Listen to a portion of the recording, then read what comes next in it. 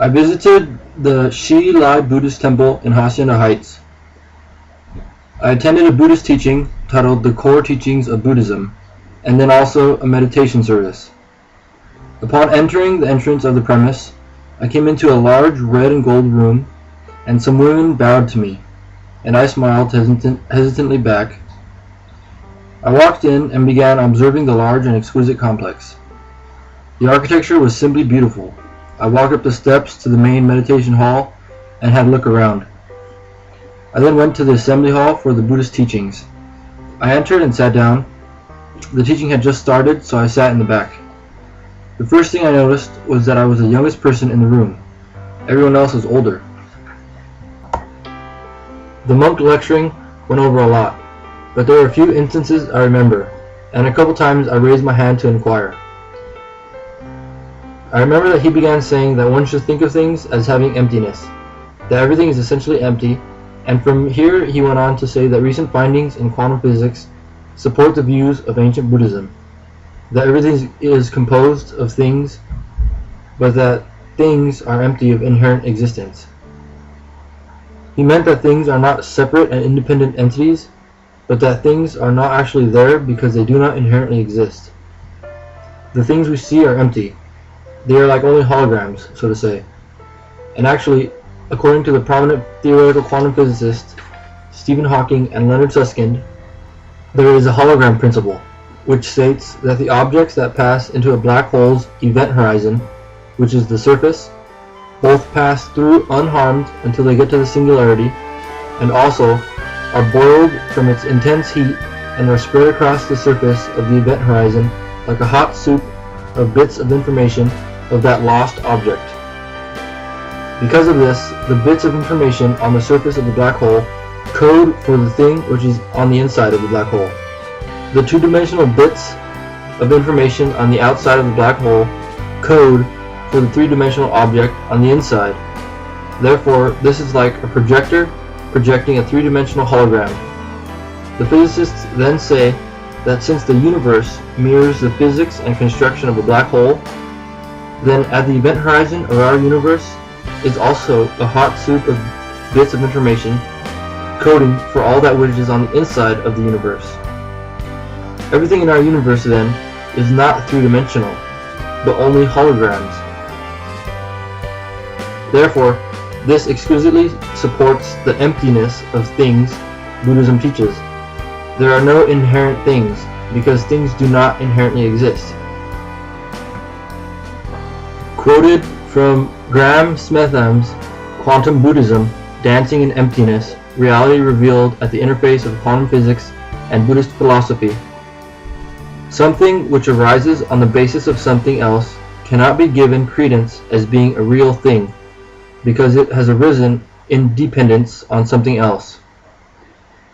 This explains the previous theory that the three-dimensional world we see cannot be called real because everything depends on the two-dimensional bits of information at the event horizon of a universe.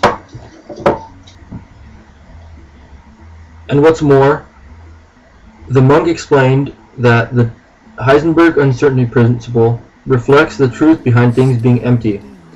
If the location of things pop in and out of existence at random and cannot be predicted, such as particles in the quantum realm, then these things cannot inherently exist, because the behavior they exhibit is not a reflection of inherent existence. And after he talked about things being empty, I felt a sense of uneasiness brooding within the group of people. And sure enough, a hand went up. A little older Asian woman asked, "How can I look at everything as being empty? I can't find meaning in that then. It makes me more sad." And another woman near her nodded her head and affirmed what she was saying. The monk then explained a little more about it, and I, wanting to unease the crowd a little more, and wanting the monk to elaborate more clearly on it, raised my hand and asked, "If the Buddha says everything is empty, does that mean that there is no meaning in life, and it's up to us to find meaning?" Immediately, a few people in the front shot their heads back, almost in disgust, I believe. They didn't like it. I was trying to play devil's advocate a bit, but the monk was a little unsettled and had me clarify again what I said. He then said that the Buddha does not say this, and that it depends on what my definition of meaning is. He then explained emptiness some more, sidestepping my question. Another time, he was explaining the 5 aspects of sense perception which constitute experience, and he showed how unenlightened people create ideas and judgments of things incorrectly. He explained, but didn't explain what we should do to become enlightened. I asked him this, and he realized that he skipped that. He went back and showed that enlightened people take in sense perception and skip any judgment factor to reach true understanding.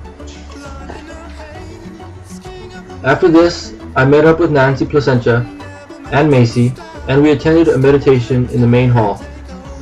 It was a very different service than any I've been to before. First, the people kneeled and chanted a song for a very long time. Then we got up and all walked in a line around the kneeling benches, still chanting the song. We must have done this for at least half an hour. And I sneaked off a few slide pictures while we were doing this. Then we kneeled again and chanted one saying repeatedly.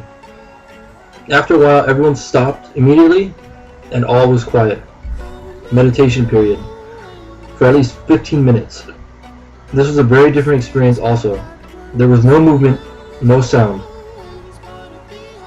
I looked around at the people, all deeply in meditation, attempting to achieve emptiness. All of them inside this huge chamber, mostly empty with open space. It was quite a sight, that all these people could be inside this room, seeking after a state of emptiness. I was impressed with the diligence and seriousness of their pursuit, because as an outsider looking in, it was very unorthodox. In my view, a following of any sort should be avoided. If one should meditate, one would be best suited to do so in solitude.